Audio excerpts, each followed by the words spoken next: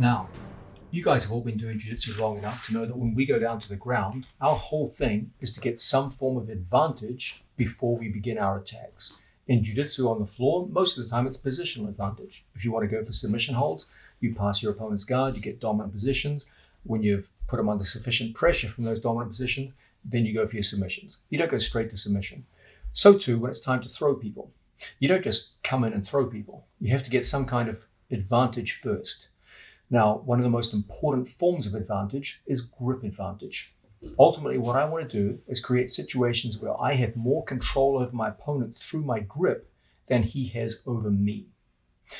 Let's understand that there are 6 levels of grip domination, going from extreme dominance all the way through to you're getting completely dominated by your opponent, which is obviously not what we're looking for. Let's understand the highest level, and the highest level of dominance is grip supremacy. Okay, we're always looking whenever we can to get grip supremacy. What is grip supremacy? That's where I have hands on him and he doesn't have hands on me. Okay, if you can create situations where you have 2 or 1 hands on your opponent and he has no hands on you, you're going to throw a lot of people. Okay, so for example, if we come out towards our training partner and he makes a grip on me and I'm able to successfully strip the grip off, and then I have 2 hands on him. When he goes to put a hand on me, I keep the hand away. What have we got here? I got 2 hands on him, a power hand and a control hand, and he's got no hands on me. When he tries to get a hold of me, we're constantly moving, creating situations where we can go to work here. Okay, again, if I have 2 hands on him and he has no hands on me, you are very, very dominant at that point, and you're going to be able to dominate the action in the standing position. So 2 versus 0 is a wonderful outcome. Almost as good, not quite as good, but almost as good, is 1 versus 0. My opponent comes out, gets a grip on me, and we take our opponent's grip off. From here, we pin the hand. I have 1 hand on him. I have a control hand. He has no hands on me. So when he tries to grip, we're moving around our training partner. We're in a situation where he can't get a hold of you, but you've already got a hold of him. And as a result, you're going to be able to go into many forms of attack, usually down to the legs, in this situation. Okay, so those would be 2 fine examples of grip supremacy. You had either 2 or 1 hands on him, and he had 0 hands on you. Now, the next level down from grip supremacy is grip superiority. Not quite as good, but still pretty damn good. Grip superiority refers to a situation where I have grips on him, he does have grips on me, but his grips are radically less effective than mine. Okay, let's say, for example, we went to work and I got a power grip on my opponent, and his return grip was a control grip on my sleeve. Well, his control grip is good. It is a good grip, but I have control of my opponent's head through the power grip. Okay, and when we go to work in situations like so, I have an ability to move his head. I've got to be a little bit careful here because there are one-handed throws like Ippon Seoi-nage that we can go into here. I've got to be careful with that, but I do have excellent control of his head. Okay, he on the other hand has almost no control of my head. Okay, so if he goes into Ippon Seoi-nage, for example, this is a situation where I can easily move around him and create problems. Another good example in these kinds of situations would be he has, a one-handed grip on my sleeve cuff, but I, on the other hand, have my grip up here, controlling his head and shoulders like so. When we get into a position like this, my control of his head is going to create situations where he can move him quite easily. Okay, and I can draw him around the mat and go into various kinds of attacks in those positions. So not quite as good, but not bad either. This would be an example of grip superiority. You control his head, he doesn't control yours. You both have a grip on each other, but your grip is better or more powerful for controlling the head than his is. The next element, we've just seen grip supremacy, then grip superiority. The next one would be grip advantage. Okay, grip advantage refers to a situation where you both have 2 or 1 hands on each other, but your hands are better placed than his. Okay, so let's say we had, for example, basic sleeve lapel grips. Okay, this is a neutral grip. We both have the same grip on each other. But if I took my hand higher, okay, here's my hand, If I took my hand higher, I would have a more direct form of control over his head. So when he goes to bring his head back and away from me, I can control the head very, very well. Okay. If I go to move my team partner's head in a given direction, I can do so with that high hand. Okay. I take his hand and I take it down my lapel, like so. You can clearly see my power hand is much higher than his power hand. So when he goes to move my head, there's very little recourse to do so. But when I go to move his head, I can easily do so and create problems for him. Okay. So we have the same grip on each other, but my hands are better positioned than his hands. So we have grip advantage. We both have the same grip on each other, but my hands are better positioned than his. Usually, the most important hand placement consideration is the placement of the power hand. The closer his hand comes up and controls my head, the more he can crush my posture and start causing problems for me. The more he can push my power hand down his lapel, the less I control his head. And when we get into a throwing competition now, look how easily he controls my head, brings me forward and right into the throws. Okay? So when we both have the same grips upon each other, it's up to us to get advantage by positioning our hands better. Okay? The number one method of doing this is the contest between our two power hands. Here, we both have a power hand on each other. Okay? Right now, it's absolutely even Stevens. Our power hands are both positioned on the collarbones. Okay?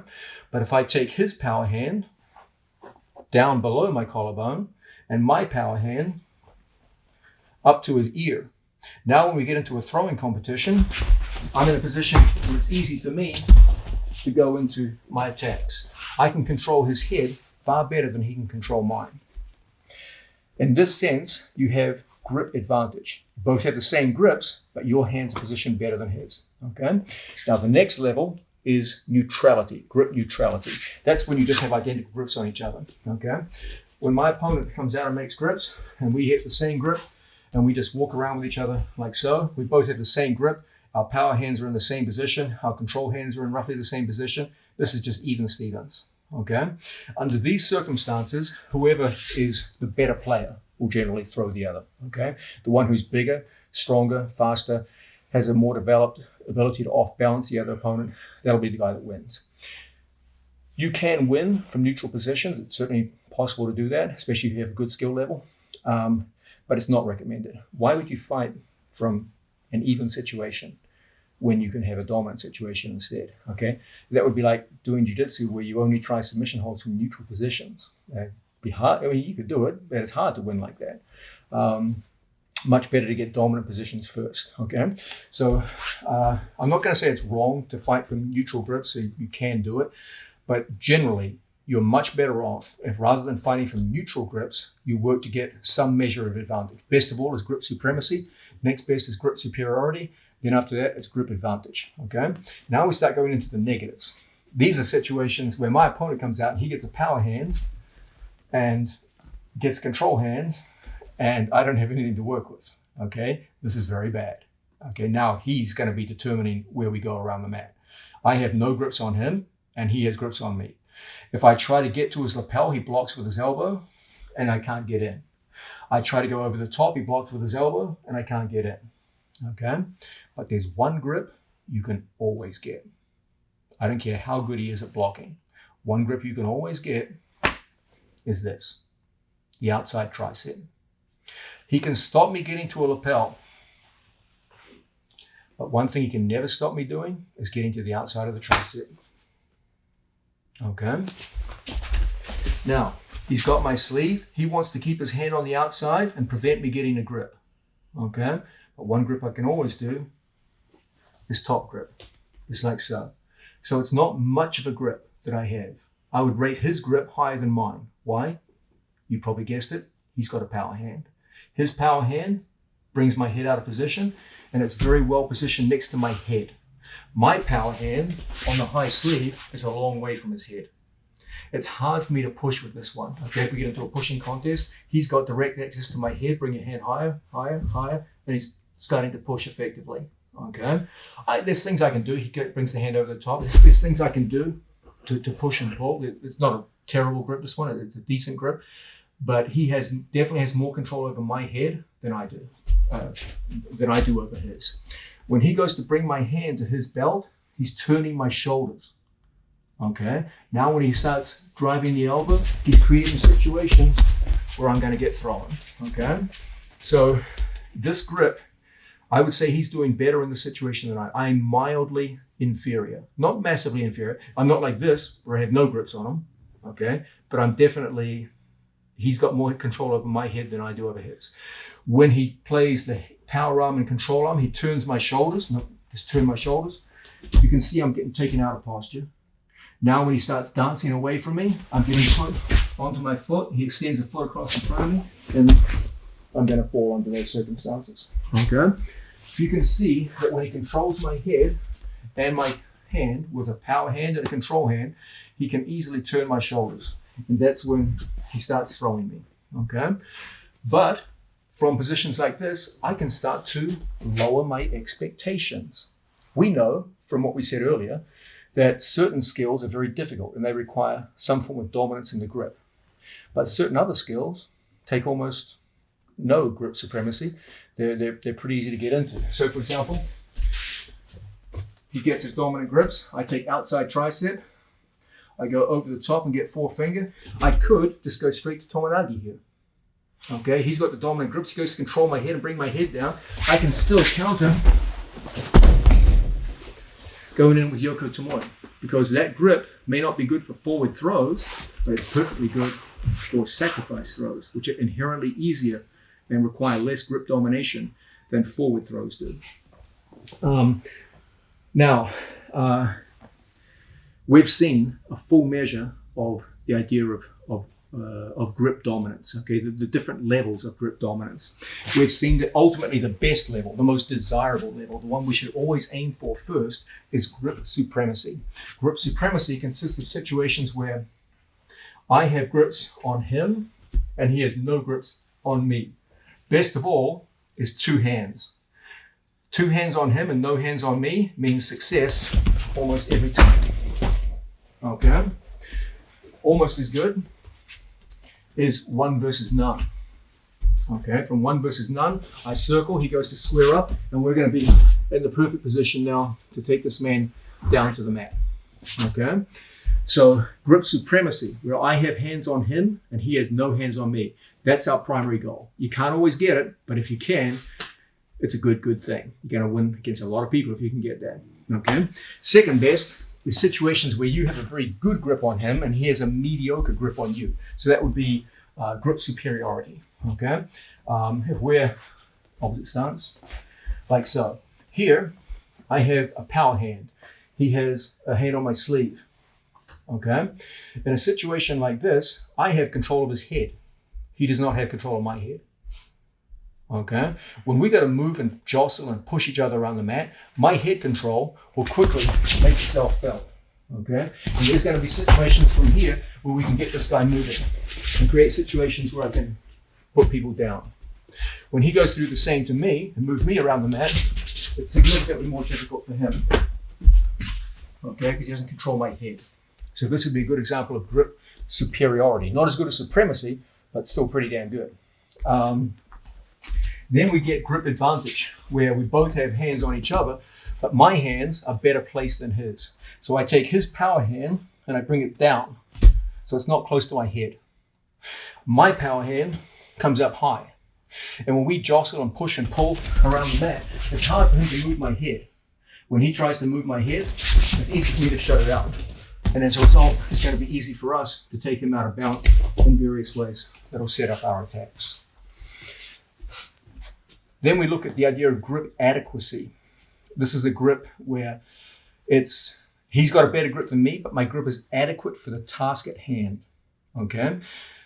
When I feel he's got a better grip than me, I have to bring my expectations down. Okay? I won't try a forwards throw on him when he has a power hand and a grip like so. Okay, it's not realistic. But I could take an outside tricep. He's got a better control over my head, but my grips here are good enough for certain kinds of purposes. So for example, Sutemi-waza, the sacrifice throws, where I can bring my training partner forward and throw. Okay? And the worst situation, the one we must avoid like the plague, is where you have complete domination on his part, where you have no hands on him and he's got hands on you. Okay? Under these circumstances, okay, this is a nightmare. When someone has this situation and you got no hands and he's dragging you around the mat, you gotta do something quickly. I generally recommend under these circumstances, focus on breaking grips and start again. Okay? I cannot tolerate situations where he has hands on me and I have no hands on him. I'm gonna get led around like a dog on a leash. Okay? So under those circumstances, my general recourse is always break grips and just start over and work from neutral. Okay? So there you have it. 6 levels of domination, going from very best to very worst. Your job, as you probably guessed, is to get to that very best whenever you can. It's not realistic to think you'll always get grip supremacy, especially on another good fighter. But you should be able to work through all of those levels and have a good understanding of what you're trying to do. When we first come out, my thing is I want hands on him, but I don't want him having hands on me. If we get to a level where we have hands on each other, I want to be able to get my power hand better set than his power hand.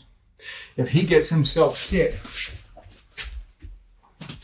in situations like so, I should at least have some form of grip over my opponent that's adequate for my purposes. Okay, if I lower my expectations down to Sutemi-waza, or if I lower my expectations down to situations where I go into leg attacks, etc., then those grips are adequate for the purpose. They're not dominant, but they're adequate for my purpose. And the worst one of all is where you got no hands on him and he's got hands on you. My general recommendation, break the grips and start again. So if he's got hands on me here, I'm like, oh my God, I'm getting killed here. Okay? From these situations, break the grips and start again. Okay? 6 levels of domination and how they work for you. The first skill that you as a developing athlete must establish in the standing position is the idea of establishing a sound, powerful grip upon your opponent. There's nothing more depressing than watching 2 jiu-jitsu players come out towards each other and just get inadequate grips on each other and just walk around with these terrible looking grips which are not exploiting the fabric of the cloth at all. Okay, and you'll see people walking around each other with grips that are just 100% ineffective for any given purpose. Okay, let's understand the very nature of putting my hands into my opponent's cloth and using the cloth to our advantage. The first grip I want you to look at is the 3-finger pinky grip. Okay, just sit down in front of the camera, facing camera. Do you guys remember from the strangle video? We talked a lot about the idea of a 3-finger strangle grip, okay? Where we were behind a training partner and we used a 3-finger grip to strangle our opponents, okay? That was a 3-finger index grip, where the power of the grip was in the index finger. And you could see that when we did one-handed strangles, okay? So when we strangle people from the back, we use a 3-finger grip centered around the index finger. Now, when we grip the sleeves and the lapels, we work with a 3-finger grip centered around the pinky finger, the smallest finger, okay? We take 3 fingers to our training partner's cuff, and we take those 3 fingers and lock them into our training partner's sleeve. Our target is generally, not always, but generally, the seam that runs down the back of the sleeve, because it functions like a rope around our training partner's arm, okay? So our goal is to find that seam that runs down the back of every sleeve, regardless of manufacturer, and work predominantly with the 3 fingers, like so. Your index finger and thumb just close together, like so. But the power of the grip comes from the bottom 3 fingers. If you grip with your index fingers, like so, you will quickly get exhausted. Just yank your arm out. It's a joke. Okay, what I want to be able to do is lock into my training partner's seam and get 3 fingers around it and close my grip thumb over index finger. But the horsepower of the grip comes from the three fingers, the bottom three fingers, okay?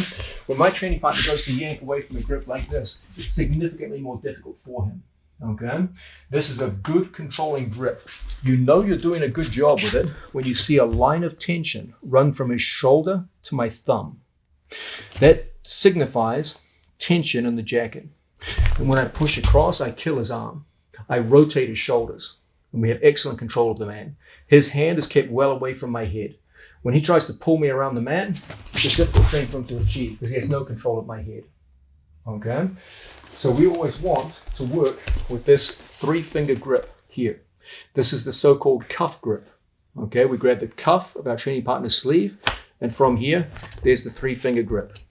We can also use a three-finger grip above our training partner's elbow and lock into the seam that runs on the back of every sleeve. Okay? And this too gives tremendous drawing power. We can take a hand over our shoulder and draw people in towards us, and this is going to create excellent throwing opportunities. When he tries to yank his arm away from me, it's a difficult thing. And from here, there's going to be endless opportunities for us to start getting into our training partner's legs and going into throws. Okay? So the three-finger grip on the sleeve has two main manifestations.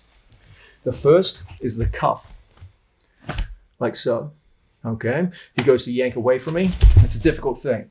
And this will enable us to draw people into various forms of throws and attacks. Okay? It also means when he goes to grab my lapels, we have complete ability to deny him an effective grip.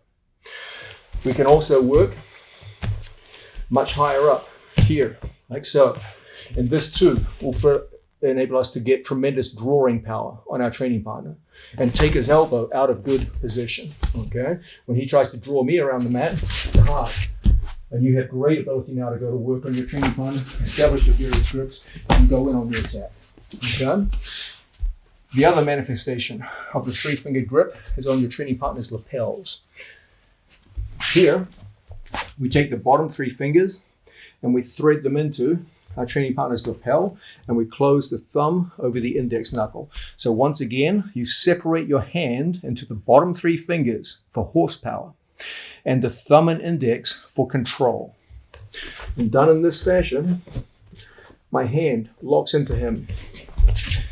When he goes to break my grip, I can bring it in and curl the three fingers into the fabric of the cloth. He goes to break it, and it's so difficult. When I want to lengthen it, I can draw him around the mat. And it's in situations like this that I can create excellent attacking opportunities that we'll be working with later on in this video. Okay? So once again, the magical power of the three-finger grip. The horsepower comes from your bottom three fingers, and the closure comes from your index finger and thumb. Once again, we work at the cuff. He goes to grip, and it's very difficult. We work at the tricep, and as a result, we're in perfect position to go on the attack. Okay, he goes to yank away from me. It's difficult, and it's so easy for us now to go in on a training partner and bring him into a good attacking position. Okay, then the lapel. Three fingers in, close thumb and index finger. He goes to pull away from us, and it's difficult. And there's going to be many opportunities for us to go on the attack on a training partner like so. Okay? So the magic of the three-finger grip, which can be used on our opponent's lapels or on our opponent's sleeves to give tremendous control. Now, let's talk about once we get this grip, there are other grips we can work with. A four-finger grip involves me taking four fingers onto my training partner's sleeve cuff, usually the sleeve cuff. And from here, he gets a grip. I put four fingers on. From here, I take his grip off. When he tries to pull away from me, I turn my palm up for control. When he goes to yank away, it's a difficult thing to yank away from. When I push across the body, he tries to recover his arm position. It's difficult. And this is going to make it very easy for us to go into various forms of attack that we'll be looking at later. Okay? So this is a useful form of control too. The beauty of the four-finger grip is that it makes it very easy for me to prevent him gripping. If I go three-finger, he can go over the top and get a grip on me. So I have to be cognizant of always taking his hand to the inside. When we go forefinger and he tries to go over the top, it's very, very difficult. Okay, and that's going to create many situations for us where we can go on the attack. Now we've got two hands on, we can start to move the man around and go on the attack.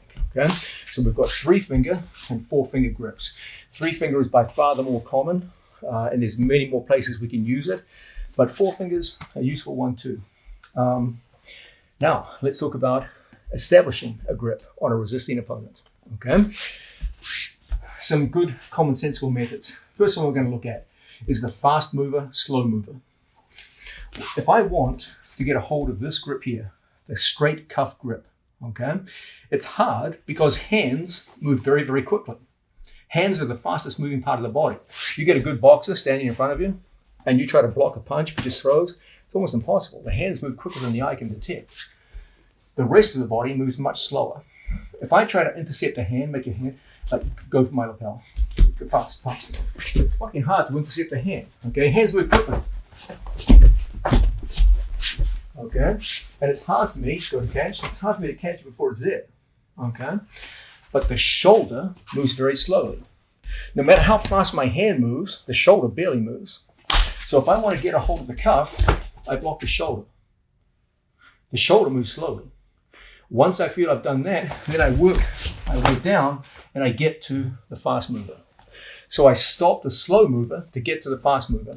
The hand is the fast mover. If I try to intercept that, it's lost, it's gone. Okay? So he comes out and I take the slow mover. And now you got the fast mover under control. Okay? So that's the fast mover, slow mover method. Now we're going to look at the slap and catch method. Slap and catch, you've got a hand down from here. If I just go to grab, he pulls away, I lose it. Okay? Slap and catch, I use my other hand. I'm going to grab here and I slap it into my own hand. Okay? If I just go directly, he pulls away. I fake to his left, so he pulls the left away, and I slap and catch. Now we're in the perfect position to go in and get our various forms of attack. Okay? So that's the slap and catch method. Also very effective. Now, when it comes time to get a hold of our opponent's lapels, some good methods. My favorite method is the 2-on-1 lapel feed. Okay? If I just go straight to my training partner's lapel, he's going to look to stop me. Okay? Even if I get to it, he's going to strip it off. It's going to cause problems. It's not always easy to get a good purchase on my training partner's lapel. He just violently yanks away from me and it's gone. Okay? So one of my favorite things to do if I want a right-handed grip is to feed it with my left hand. Here, do you see how the lapel is very tight to his body? It's hard for me to get a hold of it. Okay, there's not much to work with. It takes time. Walk backwards. And before I can get it, he's gone. Okay? So what I do is I take my left hand low in here. So I distract with the right, distract, distract. Left hand goes in, opens, and creates a rope. Now he goes to yank away from me. The rope is there. I work my way up the rope until I place my hand successfully. Now I've got my 3-finger grip. He goes to peel it, set it to him. We're in a position now where we can go on the attack. Okay? I use this method almost all the time. When I want a lapel grip, it's almost always a 2-on-1 feed. Left foot forward. So from a situation like so, I feed and get my hand in. I don't go in a straight line. Intercept, it's hard. So I feed, intercept, I go over the top. Okay, now I've got my hand on. Now he's got to try and take it off. But in that time, we're in a position now where we can go in on the attack, etc., etc. Okay? So I use 2-on-1 lapel feeds all the time. Very, very effective way of securing a grip. One hand feeds and opens the lapel for a better purchase. You can use it to work your power hand high. With that high power hand, you've got to be in a situation where you can get a lot of very powerful throws to open up. Okay? So that's also a very effective way for us to work. Now, please understand there are many manifestations of the 2-on-1 lapel feed. If I want to grip over my opponent's back to the scapula, okay, I can't be naive and just reach. He goes ippon seinagi, and I get thrown. Okay? I can't go high onto my toes, forward, to try and get his scapula. Okay, what I have to do is use a 2-on-1 lapel feed. I come in here and I use the cross grip to move and pull and expose his scapula. Now I get my hand on, we've got a scapular grip. Now we're in a position where we can go on the attack. Okay, so another manifestation of the 2-on-1. I want the scapula, stand up tall. If I just try to get it from here, I'm a suicide. Ippon Sanagi, then I'm getting thrown every time. Okay, drop double leg, and I'm taking every time. Okay, so what I got to do is I got to bring his scapula down to me. Okay, we use the 2-on-1 method. We come in on a training partner, snatch, pull. Now it's in a position where I've got my scapular grip. We're in the perfect position now to start putting people down to the floor. Okay, what about a waist grip?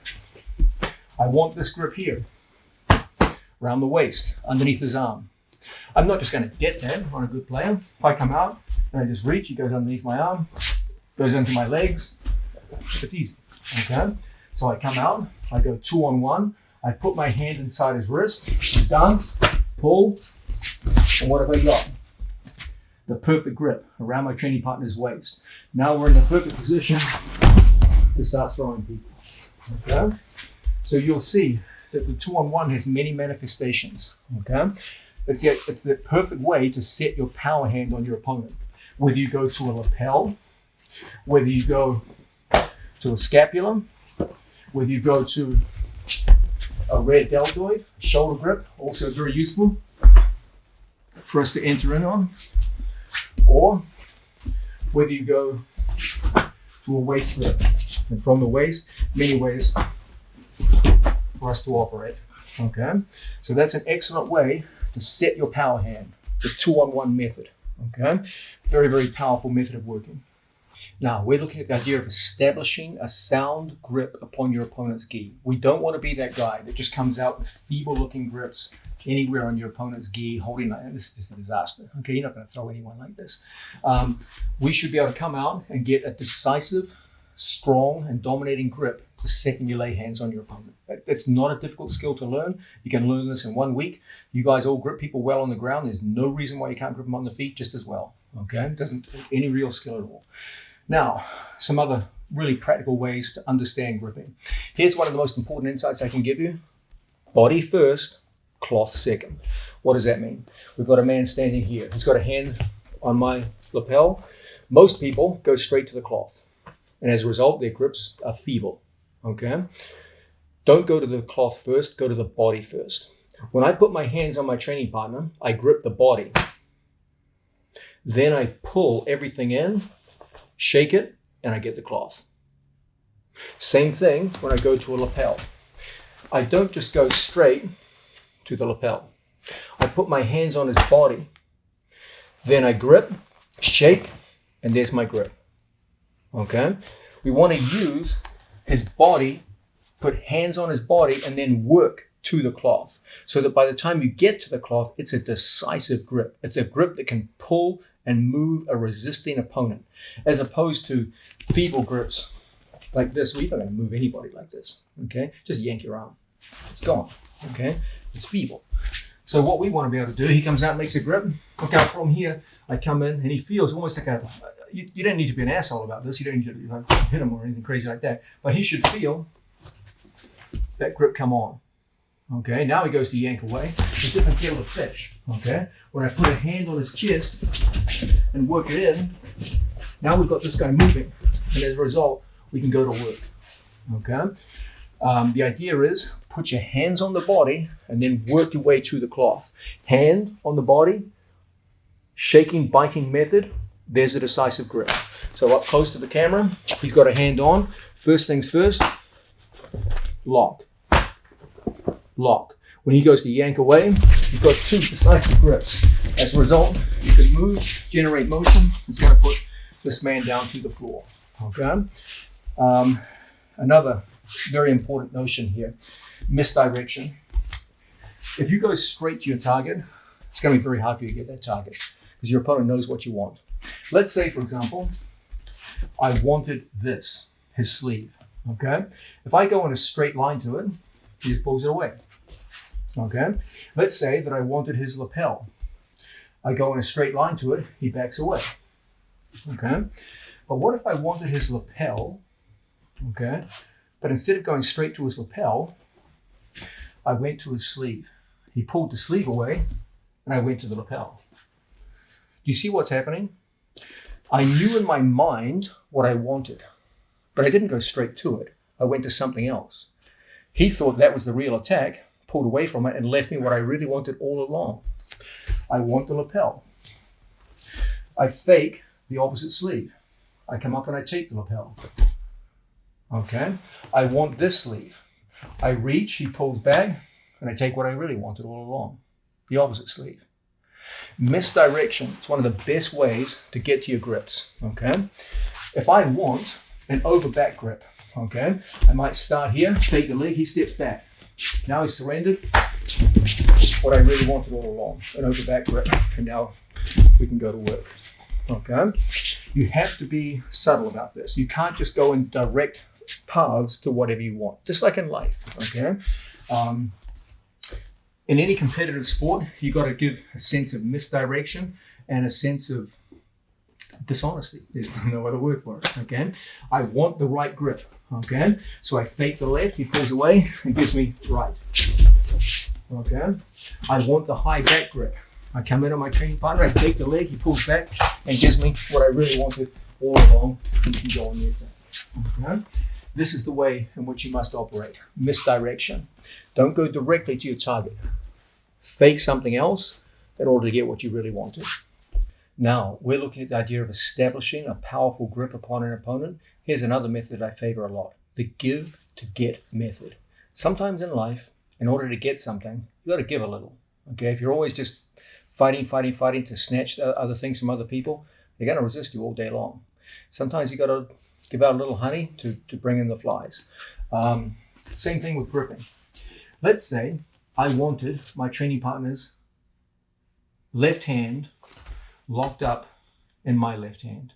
This is one of my favorite grips, by the way. We'll be looking at this shortly. Okay, the cross cuff grip sets up many forms of very effective attacks. Okay, if I just reach directly for it, you'll never get it. Okay, so what I do is I let my opponent get a grip on me, like so. Okay, I've given him a grip. But when I gave him the grip, I gave him an empty present. When I presented my grip, I pointed my elbow at his elbow. So when he gets his grip, it's a feeble grip. Okay, if I give him a good grip here and he pulls, I'm taking out of balance. Okay, but if I let him get the grip and I just point my elbow at him, it's hard for him to do anything effective. Now I just take my left hand and I got what I wanted all along. Okay, I gave something with the express intention of getting something. Okay, so too with this hand. If I really want this hand, I'll give him a present. Now I got what I wanted. Okay, I'm giving him gifts that are fake gifts. Okay, I want this sleeve, so I give him a gift. Now it's mine. I want this sleeve, and now it's mine. Okay, you got to use this simple principle. Sometimes in order to get to a grip, you got to give something. Okay, let's say for example, I want the lapel. He's standing opposite stance and comes in. I want the lapel. Okay, from here I come through. I just take my hand across the body, and now I've got the lapel and he's got nothing. Okay, I've got one hand on him, he's got no hands on me. As he squares up, we find ourselves in a situation where you got one hand on, he's got no hands on. And this is going to be an easy situation for us to score in. Okay? These are simple examples of the principle of giving something to get something. And this too must be an important part of your grip fighting methodology. Now, anytime you get into a hard grip fighting situation, there's going to come times you come out second best. Okay? I don't care how skilled you are at gripping, there's going to be that day some guy gets a hold of you and he has more control over you than you have over him. We saw earlier in this video the worst case scenario are situations where he has grips on you and you have no grips on him. Okay? It might not even be that dramatic. It might be that he's got good grips on you and you've got relatively poor grips on him. Okay? So that we get into a pushing and pulling contest, he's going to have an advantage. Okay, so it might be all the way from grip supremacy, which is terrible. If he has grip supremacy over you, that's just a terrible thing. Or he might just have some kind of grip advantage. And for whatever reason, you're feeling you're coming off second best in the gripping exchanges. Under these circumstances, it's a good thing to be able to break grips and start fresh. Okay, now let's be careful about this.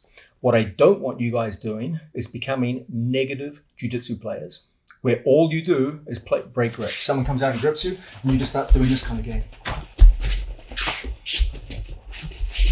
Okay, you'll never win a match that way. All you'll do is avoid losing for a short period of time before eventually you get beaten by points or thrown or what have you. Don't be that negative guy. I'm going to teach you grip breaking, but I want you to not fall into the trap of only studying this part of the video and saying, oh, I know how to break a grip, so I won't get thrown, so that's all I need to know. Okay, that's a very negative way of looking at the standing position and a very negative way of looking at jiu-jitsu. It's like those annoying guys that you roll with on the mat when you're down on the floor, where his only interest is in not getting submitted, never tries to attack you, never tries to do anything, just doesn't want to be submitted. You've all rolled with someone like that, I'm sure. Don't be that guy in the standing position. Okay, so yes, you do need to know how to break grips for critical situations, but don't just always rely on that. Okay, because at some point you got to turn the game around. You got to start beating people. You can't just avoid being beaten. Okay, first grips. Cuff grips. He comes in and grips my sleeve cuff. Okay, some simple ways to deal with this troublesome situation. If he holds my cuff and I try to grab his lapels, he's going to stop me. Okay, so this is something I have to address. Okay, I can't just accept this. In situations like this, one very simple and very effective way of breaking grips is to take the web of our hand over the top of our training partner's wrist and lock the web of the hand in. Then we use the pumping method. I pump 1, 2, 3, 4 until his hand comes off. We double up on it and we get our own grip. Okay, so once again, he comes out and gets a strong grip.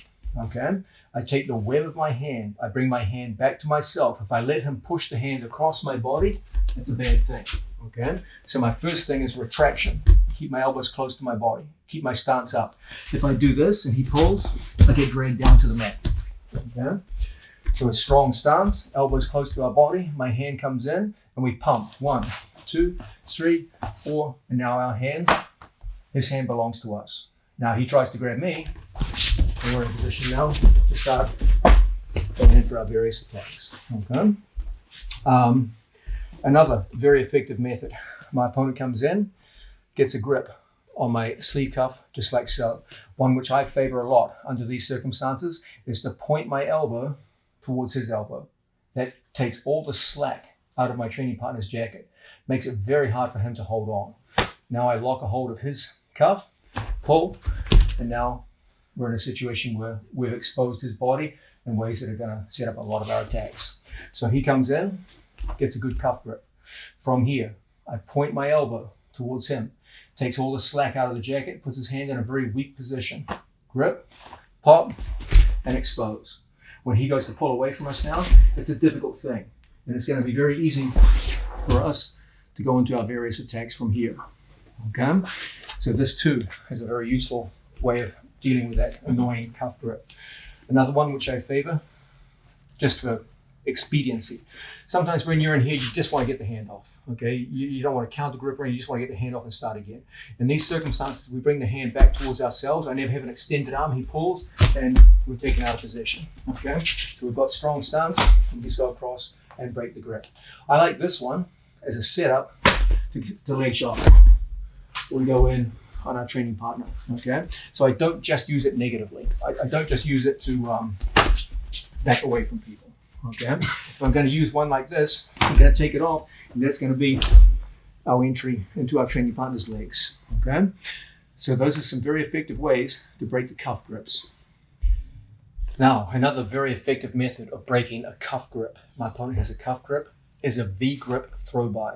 Okay, the idea here is that I'm going to take my hand around my training partner and put on a V grip, where my hand forms the shape of a V, and I put it there in my training partner's wrist. Okay, so he comes out, takes the grip like so. I thread my hand through and I put the V grip in place, and all I do is I throw his arm by across the opposite side of his chest. So I step across my training partner's body. I don't do it stationary, make a strong arm. I don't go stationary. I throw everything by and I throw his arm across to the other side. Okay, so he comes out and takes a grip. We go through and we throw straight on by. Okay, now you can play this game negatively, where you just throw it by and back away from people. That's not really what we're looking for.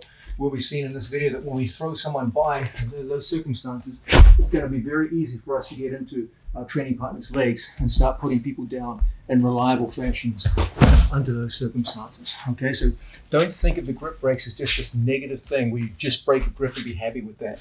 Try to break a grip and use it to set up attacks. So he comes in, we go through, circle, throw on by. Now we're in perfect position to go straight in on the training partner and go on the attack. We'll be looking at that when we actually go into takedowns later on in this video series. But that too is a very effective method of stripping away those annoying cuff grips. Always understand, guys, cuff grips are a big deal. Okay, someone gets a hold of your cuffs, now you can't get a hold of their lapels. Gets double cuffs, now you're in some pretty deep poo at this point. Okay, it's not good. Okay, so someone gets a hold of our lapels, our cuffs, the onus is on us to start immediately taking hands off. Okay, someone gets a hold of our lapels, the onus is on us to take them away. He gets a hold of our cuffs, the onus is on us to start going into our various forms of attack from these positions. Okay, now let's start to switch our attention from breaking cuff grips to breaking lapel grips. Lapel grips are probably the single most common form of grip that we have to deal with in the sport of jiu-jitsu. So many of our opponents just come out and the first thing they do is come in and they get a lapel. Okay, they start dragging us around the mat. We've got to be able to do something with it. Let's look at the standard methods of breaking the grips first, because all things considered, they're the best ones. Okay, in right versus right situations with our training partner, the so-called IOTSU situation, when I see my opponent take a lapel grip, one of the best things we can get into the habit of is coming in and taking our 3-finger grip all the way down here, just like so. I cannot be bent over in these situations. He steps and moves and pulls, and I'm taken out of balance and my hands go to the mat. Okay, then you're not going to break anybody's grips. So the first thing here is our stance. I want to have shisentai, upright posture. Okay, jigotai is good for some purposes defensively, but not for breaking grips. You're not going to break anyone's grips down here. Okay, he starts moving and pulling, then it's hopeless. Okay, it's all done. Okay, so what we're looking for here is good stance, so that when he goes to pull, our body can move with him. Okay, we've got a good strong stance. Second thing, when we're here, we want to be able to create tension in my training partner's jacket. Let's come close to the camera. Okay, when I go to push, I want to rotate my hand. I want to push with the heel of my hand. Don't push with your fingers. Your fingers are going to come off. Okay, his grip is sunk into the rope of my cloth. It's not going to move easily. So I grip and I turn so that the heel of my hand starts pushing on my opponent. Second hand goes high. It's illegal for me to start grabbing the thumbs, but I am allowed to put my hand on the apple of his hand here. Okay, I'm not allowed to grab digits, but I'm allowed to grab the apple of the hand. Okay, so as he locks up, we come in just like so. We put our hand on, and I start to move my head away from my opponent. My head goes over my back leg. If my head is over my front leg and he pulls and throws an arm around my back, he's got my back. Okay, you cannot afford this in a jiu-jitsu match. Someone gets your back early on in the match, you're done. Okay, so from here, body faces him, my chest faces him. If I turn my back and my shoulder faces him, he goes to my back. I must face him with my chest, never with my shoulder. Okay, in judo, there are certain grip breaks where I can physically turn on my opponent, because in judo there's no points for taking someone's back. In jiu-jitsu, this is a death sentence. He gets one good yank and he's behind me. Okay, so we always point our chest square on. We confront our opponent with the chest, no back exposure. I come in, lock. I present the heel of my hand to my training partner. I put my second hand on, and from here, the head moves back, and the hands go in short stripping motions. and break it off. It is unlikely you will be able to snap it off first time every time. Like this, okay? Strong.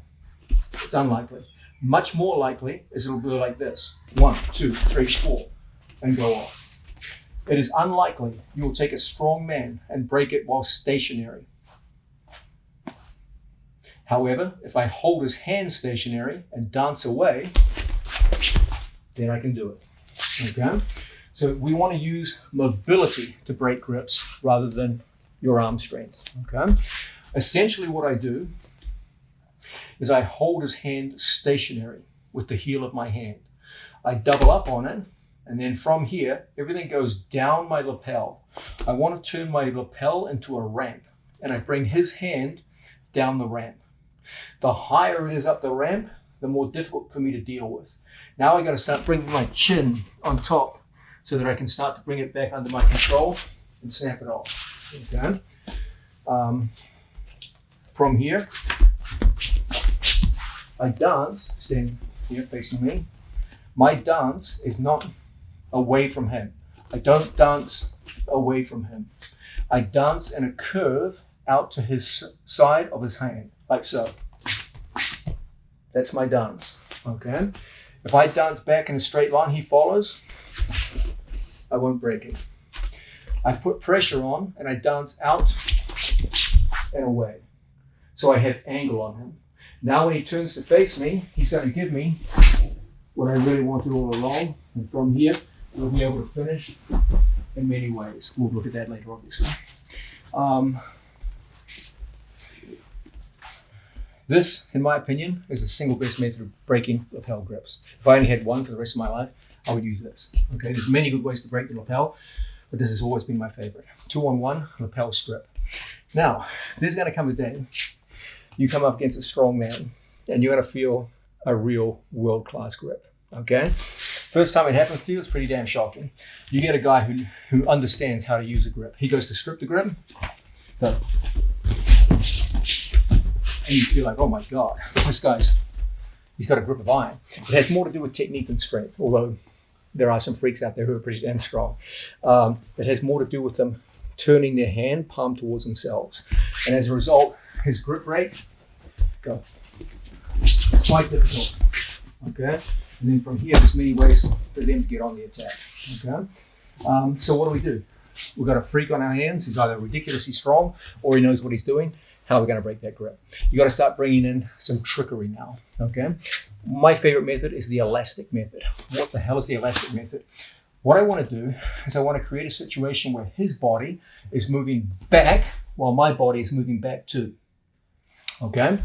If you look at my gi, if I do this, you can see folds and flaps in my gi. If I do this, the gi is tight across my shoulder blades and there's no slack in it. Here, it's hard for me to break grips. Here, it's very easy, okay? I want to take the slack out of my jacket and I want to create an elastic effect where his body moves backwards and my body moves backwards. And if I can do that, I can break any grip in the world, okay? So he comes in and gets a grip. From here, we lock up, we put two hands on our man, and I push into my training partner, like so, okay? Like I'm going forward with my chest. Then everything goes in the opposite direction, and it's so hard for him to follow, okay? So we create a whiplash or elastic where I get him going back, okay? Then at the same time, I go back and away from him, okay? Another great way to greatly strengthen your ability to break grips is distraction. This too is a fantastic method. From a situation where my opponent has grips on, I come in, I lock up, and then from here I distract with Kouchigari and then break the grip off, okay? I come in, I distract with Kosotogari and I break the grip off. I come in, I attack Kouchigari and break it off, okay? I come in, I fake leg grab and break it off, okay? Distraction is a fantastic method of aiding you in breaking strong grips. Now, you've got to be able to break a strong grip to your lapel. Let's go further into this now. This is something you can't tolerate. One thing you can't tolerate in jiu-jitsu is a guy gets a strong lapel grip and just starts dragging you around the mat. Oh my God, good nightmare. okay? So we have to have the ability to strip away a grip fairly quickly. We've looked at the 2-on-1 method. 2-on-1, we came in, and then from here, we broke the grip, okay?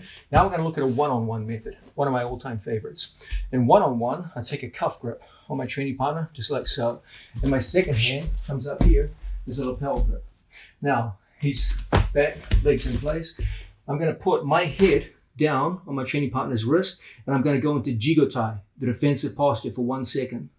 Okay, now from here, I round out my shoulders so that all the slack in my back goes out. The grips, you got 2 hands on, I got 2 hands on. Okay, from here, everything goes down, I round everything out, and I pop away. Now what have we got? I got 2 hands on, including a power hand. How many does he have on? 1 cuff grip. That's a huge advantage. That's 2-on-1 advantage to me. When we get into a throwing contest now, go. It's going to be very, very hard for him to prevent me putting him down to the mat. Okay? So we come out, conventional grips. Okay? We've got identical grips on each other. I create the heel of my hand, pressing in. From here, everything comes down. Now, I jackknife my body. My whole body jackknifes. I pop his grip off. It's going to be so easy for us now to go in and score various forms of takedowns that we'll be looking at later on in this video series. Okay? I want situations where we're currently 2 versus 2, the 2 versus 1 with advantage. When he goes to re-grip me, it's so difficult. And it's going to be relatively easy for us now to come in and training partner and start throwing people. Okay? Another method I favor a lot, cross gripping. Guy comes out, he gets his grips. From here, I go cross grip. Right here in the shoulder. Cross grip. We're not trying to strangle anyone, so just put it in front of the shoulder. Knuckles in front of the shoulder. Okay? So he comes out, takes a lapel grip. I go in, I take a cross grip.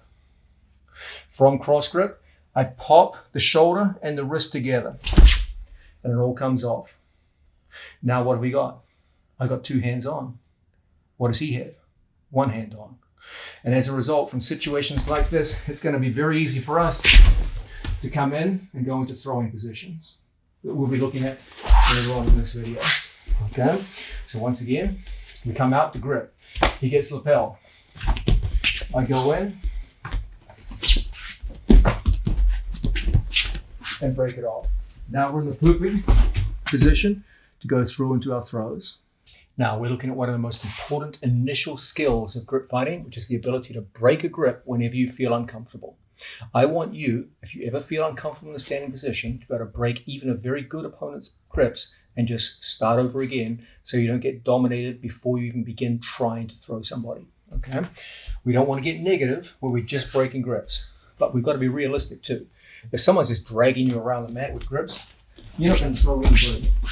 Okay? So you've got to be able to break domination and start anew so you can refresh things. Kind of like when you're in guard. Okay? You get stuck in an omoplata, the guy switches into the legs, and you're just constantly under it. At some point, you go, you know what, let me get out of here and just start again. Okay? Same thing with grip fighting in the standing position. Okay, we've got to go with a strong lapel grip in here. Another excellent way for us to operate is to grip right below his grip, just like so. Okay, so he comes in, he gets a good grip, I get my grip just over the top, and I bring my hand outside his hand. Okay, so if we come over towards the camera, here he's got a grip. I come in, I grip right below, not down here. My thumb should touch his wrist. Then from here, my hand and knuckles are inside. I transfer them to outside. And all I do is I just throw my elbow right across in front of my opponent, and we create an opening. Okay? Now, what did we say about negative play before? Use this as a setup. He comes in, makes a grip. Okay, I hold my posture, and then from here I go over the top, I transfer to outside position, I bring everything on by, he goes to square up, and we're in perfect position to go right into our training partner's legs now. Okay, we'll look at takedowns soon, but you can get the idea. Okay, So a very simple form of grip break. He comes in, makes a strong grip. If my posture is broken and he pulls and moves, it's all gone. So stance is everything, okay? My stance is strong. I'm in good Shizen Tai, natural posture. He goes to pull and move me. And from here, I hold my ground. Now I take my hand goes to the outside. Now we're in the perfect position to break his grip on by. He goes to square up to us and runs right into the perfect attacking position, okay? So this too is a very effective way of operating in these situations. Now, another very effective way to operate is a simple wrist roll. My training partner gets a good grip on me, just like so. I'm going to get my grip on him. I can be here, it doesn't really matter. I'm going to take my hand and I'm going to grip right up here by my training partner's wrist and thumb. Let's come up to the camera. I do not grab my opponent on the forearm. That will not be effective. I come all the way up. I'm not allowed to grab fingers, but I grab the apple of his hand up here, like so. Strong grip. Now, I don't care how strong your opponent is. All I'm going to do is turn and roll everything across my body. Okay? It's literally like you're turning his hand. Okay? So we lock all the way in, strong grip. And then from here, I just create extension and we just roll the hand across. And as a result, the hand is taken out. Okay? So from a situation where he comes in and grips our lapel, I come in here or here. Okay? As he goes to move me around, I keep good upright stance, and I come in and make my grip. Now I just roll my training partner's hand, body moves backwards, and now we've got openings. He goes to pull away from us under these circumstances. He's always going to leave various kinds of openings for us to enter into our takedowns. So once again, he comes down, makes strong lapel grips. Okay, he goes to move me around. My hand finds its target, and we turn it off.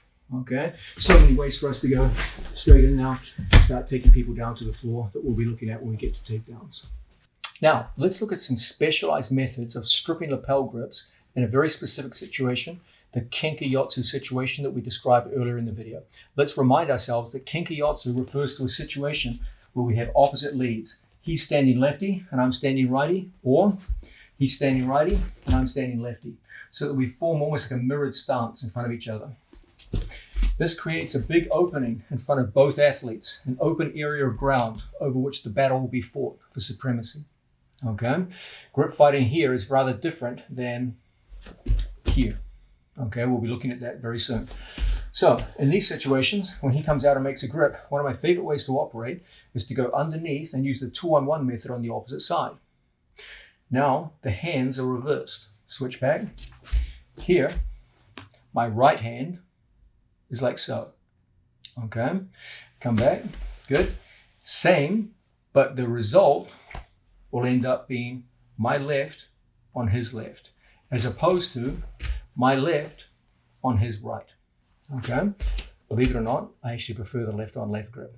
You'll see that later on in this video. I love this grip, okay? I love it. This is one of the most effective grips in jiu-jitsu in my opinion, because it exposes my opponent's back. If I grip here, there's not a lot of back exposure. It's a great grip, don't get me wrong, it's a great grip, okay? But he squares up to me and there's no back exposure. When I cross grip, back exposure. Hard for him to square up. He goes to square up, you just control above the sleeve, and from here, so many ways for us to go in over the top and start making our various forms of attack, okay? So, Kenkayotsu situation, he comes in, makes a grip. I'm in good stance. So when he goes to pull me around the mat, hard for him to be effective, okay? As opposed to here, where I get dragged out of position very easily, okay? So from here, he comes in, makes his grip. I go in, I make my grip. I pull it off, and now we've got back exposure. And as a result, we're in some of the best attacking positions in the sport. I love this method. I use it all the time, okay? Another good method, Kenkayotsu situation, he comes in, I go under his arm and grip like so. Very important that I go underneath. He gets a grip, elbows in, I go under, lock, and I get inside, under. My hand is inside his shoulder and my elbow is under his elbow. I grab right next to his pinky knuckle. Don't grab down here. Right next to the pinky knuckle. I step back, pull, and snap the grip away. When he goes to pull away from us now, we're in the perfect position to go in on our training partner and start going into our various takedowns from this position. He has no grip on you. You have a grip on him. Okay, so once again, he comes out, makes a grip. I go 2-on-1 lapel feed. I take the inside undergrip, the underclasp, as we refer to it. From here, I touch my index knuckle to the heel of his hand. If there's space, make a strong grip. It won't break. So I come up and I touch. Then I throw everything by, and the grip is broken. Now we're in the perfect position to go in to our training partner's legs. We're in the perfect position to draw our training partner into various forms of Ippon Seoi-nage. We're in perfect position to run across our training partner's body. We're in perfect position to get a leg on, and from here, start hopping into the various attacks that we like. Okay?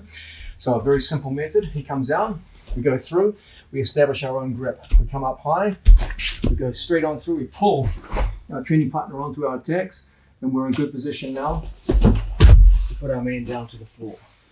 So this too is a very effective method of breaking those grips. Now, a natural question for you guys to be asking is, okay, that was cool. What if I can't get underneath his elbow? He gets a grip and his elbow shuts me out. I can't get under. Well, then we go over. When I go over, I play a trick. I grip and I put my elbow on top of his elbow here. He goes to dominate me from this position. He can't. Why? Because I took his hand down my body. If his hand is on the inside and it transfers up here, he's got a dominant grip. He controls my head. Push. Controls my head. Pull. Takes me out of balance. But if I go here and come down, his hand comes down my lapel. Got to move my head. You can't do anything. Okay? Now I grip, break the grips, and we're in perfect position once again to go into our training partner's legs and go on the attack. Okay? So once again, he comes out. I try to go under. He blocks. I go over the top. Grip, elbow position. He tries to pull me around. Can't do it. I grip, break his grip. Now we're in the perfect position to go straight on through and find ourselves in a great situation to put that man down to the floor. Now, here's a grip that causes a lot of headaches for a lot of people. In the sport of judo, if I come out and make a cross grip in the standing position on my opponent, I am only allowed to hold this grip for around 3 seconds. I must attack off the grip. Okay? If I don't attack off the grip, this will be taken to be a defensive grip, a negative grip, and I will immediately be penalized. You do that a couple of times and you're out of the match. Okay? In jiu-jitsu, there is no such rule. So in jiu-jitsu, my opponent could easily take this grip and hang on to it for 5 minutes. If I try to do the regular grip breaks, strong, they don't work. Put your hand on the other one. Here, they work damn well. But when you go cross grip, the angle's changed. And now he throws his arm around my back and I'm in trouble. Okay? So a natural question to ask is, okay, well, what does a jiu-jitsu guy do to break this annoying grip? The referee's not going to help you. You got to do something. Okay? Here's one good method. Guy comes out, takes a good cross grip. Okay? Understand that the 2-on-1 methods will not work. So what I do is I come in all the way here and I grip right over the top. Okay? You can see I'm standing with my right shoulder forward. I'm standing right-handed. So I grip here. Now, without switching my stance so much, I don't completely turn my stance. I just turn my shoulders. I bring my right shoulder back. Okay? And as a result, I can punch across my training partner's body. As I bring my shoulders back, tension goes into his hands. And my training partner will tell you can feel his grip being compromised. Okay? As I make this movement, my shoulder goes right shoulder forward to left shoulder forward, and as a result, we can break the grip. Now when he goes to follow me and square up, he's in the perfect position for us to follow and go right into our training partner's legs. Okay? So once again, he comes out, takes a strong cross grip. Okay? I put my hand over the top like so. You can even grab your own lapel. I often do this when it's a very strong grip. I don't want to stay here forever because if he starts moving and yanking, you can be in trouble. There's all kinds of moves like lapel drags, which can occur pretty quickly in this position. Okay? So when someone comes in and makes the grip, we want to quickly monitor it and start moving our body out and away. Then from here, we push down. Shoulder goes back, he goes to square up to us, and we're in the perfect position now to go through and into our various forms of attack off the grip break. Okay, so once again, he comes out cross gripping, just like so. We put our hand on, and then from here, everything goes in this direction. Okay, as we go across, we break the grip. Now I circle towards his back. He squares up, and we're in the perfect position now to go in and get our score. Okay. Alternatively, he gets a cross grip on us. I will often cross grip him. Okay. He goes to drag me around the mat. It's a difficult thing for him to achieve. Okay. Now I have an ability to go on the attack myself. Okay. As I hold off his initial movement, I just take my hands through and I go under his wrist. Don't grab the cloth. I grab the wrist. Okay. I double up on him and I take it upwards. The strength of the cross grip is not going to be affected by this movement. It's affected by this movement. Okay, so he gets a grip on me. First, I stabilize myself. If I don't, he goes lapel drag, and I'm taken out of balance. I fall into the space. Okay, so when he comes out cross grip, I go with cross grip. He goes to move me around, and it's even Stevens. We've got the same thing on each other. Now I position my hand. I dance to the outside and break it. And now we're in the perfect position to go in and get into our various takedowns. Now, we've been looking at the most challenging grips in jiu-jitsu. Someone gets a hold of our cuff, you got to be able to break this grip. Someone gets a hold of your lapel, you got to be able to break that grip. Someone gets across the lapel, you got to be able to break that grip. Okay? Here's another very challenging grip. They take their hand and they go deep inside your collar at the back of your neck. They fold their arm in, so it's a frame. Okay? If he's an idiot and his elbow's high, he's giving me his hips. And now from here I can throw him. But he's not an idiot. He comes in, sinks a frame in, I can't get to his hips. Okay? What do?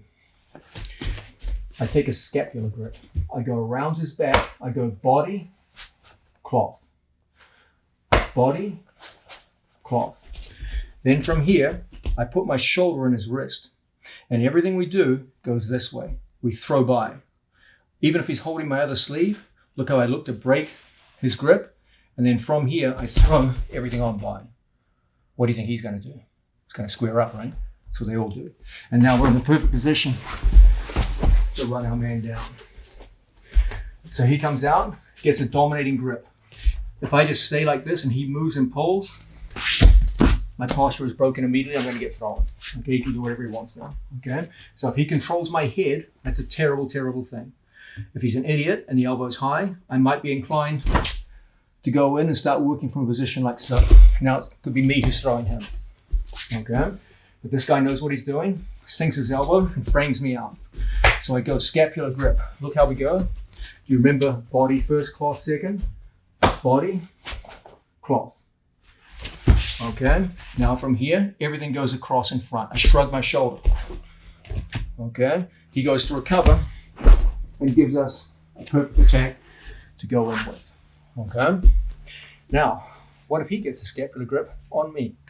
He goes over the top, takes a scapular grip.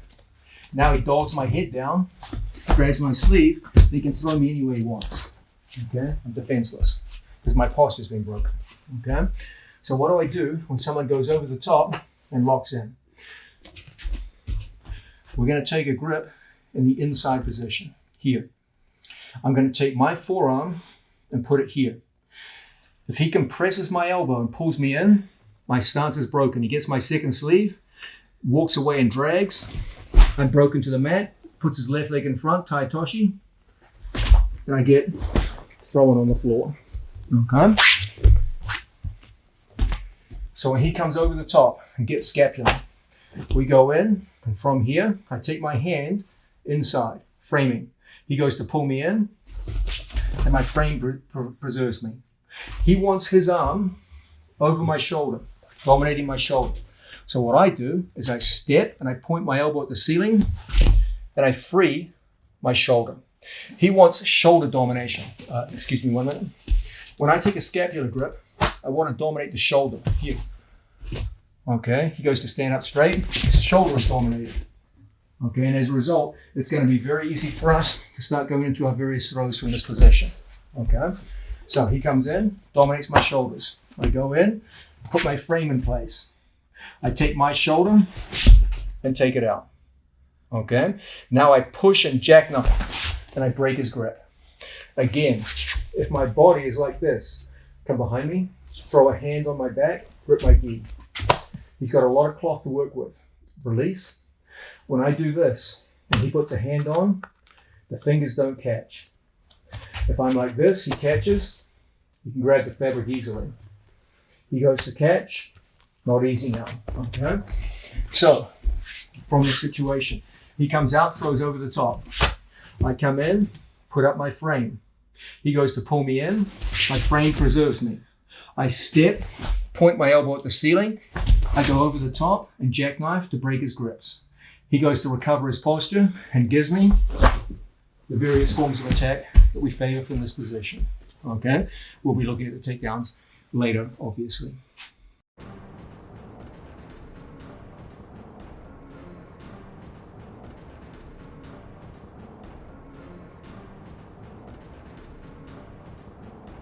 Now, it's time we've looked at skills, it's time we started looking at strategy.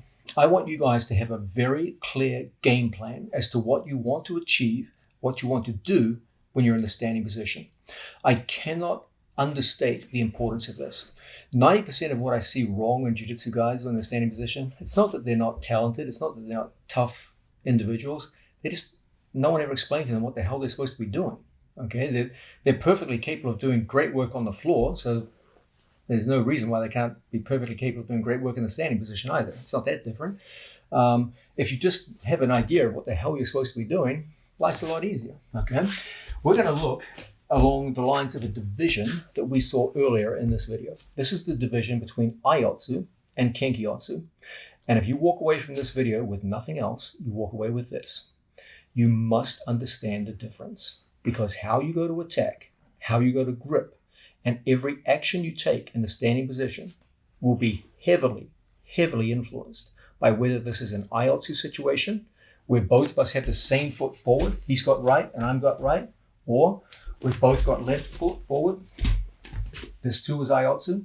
This is Aiotsu left versus left, and this is Aiotsu right versus right. Okay? In those two situations, they're both Aiotsu obviously, we need to have a certain kind of strategy, okay? I'm going to give you 4 different strategies based upon both the circumstances and desirability, okay? When I come into an Aiotsu situation, my first strategy is what I call the pre-grip strategy, before either one of us has a grip on each other, okay? There's a period of time where we separate, we don't have a grip on each other. And as we go to approach and we go into semi-crouch, neither one of us has a grip on the other, okay? I might make a play for a grip, he goes to pull away, I go in for a rappel, and neither one of us has a grip. We're moving from here, and there's no grip in place, okay? Under those circumstances, you can initiate attacks without a grip. This is the pre-grip strategy, okay? Now, if I don't have a grip on them, the only kinds of attacks I can really realistically do are shots to the legs. Okay, so what we do is we come in and we sell to our opponent the idea that we're going to attack the upper body with grips, but our real intention is to attack the lower body with shots. Okay, now when I go to approach an opponent, there's a little thing that we do before we make grips. Okay, if you look at the sleeves, the longer the sleeves are on my body, the more purchase I give to him. When he yanks me now, I go out of balance, okay? Contrast that with a situation where I straighten my arms. When my arms come back down, the sleeves are short on my arms. When he goes to grab my sleeve cuffs now, there's much less to work with, and the grip breaks come much easier. When I give him a big sleeve to purchase, it's hard for me to break grips, okay? But if I shorten my sleeves, he goes to work, it's hard. And now we open, okay? So my first thing when I go to approach my opponent, I shorten my sleeves. Then I defend my lapels and I come forward, right versus right. From here, we're in place. I fake the grips. He goes to pull away. I fake a grip. He goes to pull away. He's thinking, oh, he's going upper body. Then I just level change. Then I go straight into the legs. Okay? And this is an excellent way for us to initiate the attack. So this is our pre-grip strategy. We come out towards our opponent. We address the sleeves and we address the lapels.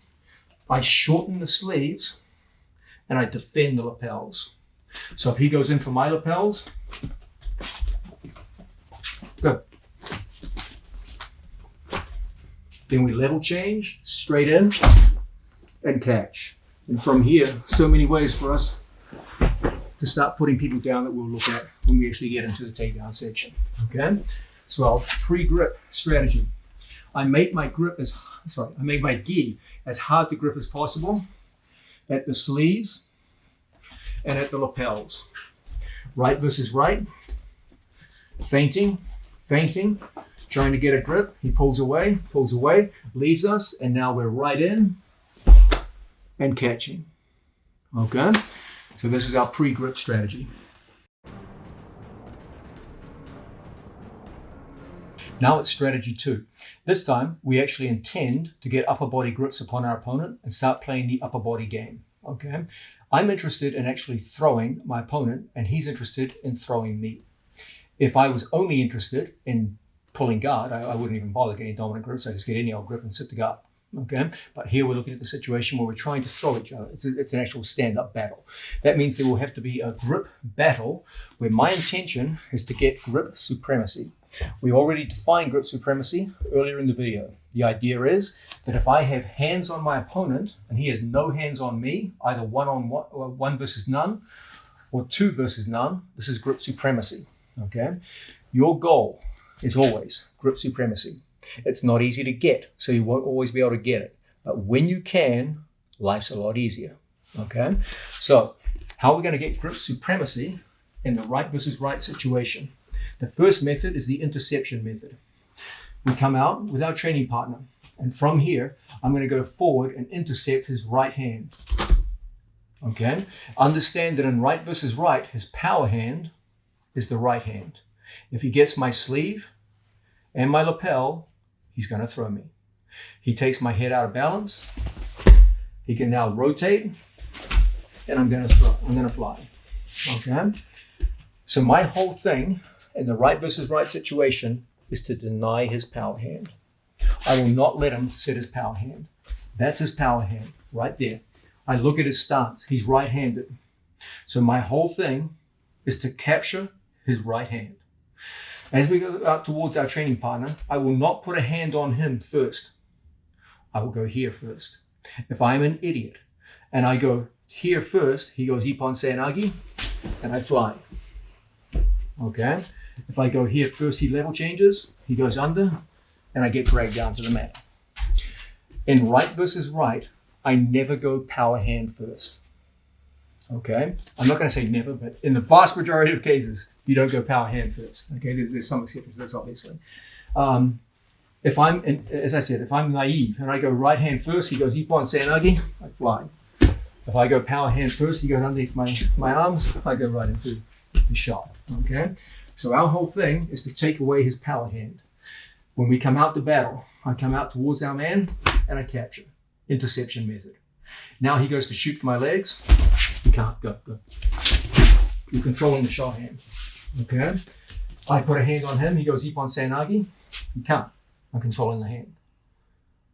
Okay? So our whole thing is get the power hand under our control first. First method, interception method. Intercept it. He goes to reach for me, we intercept it. Second method that we saw earlier, he goes to reach for me, I come into the shoulder, the slow moving part of his body.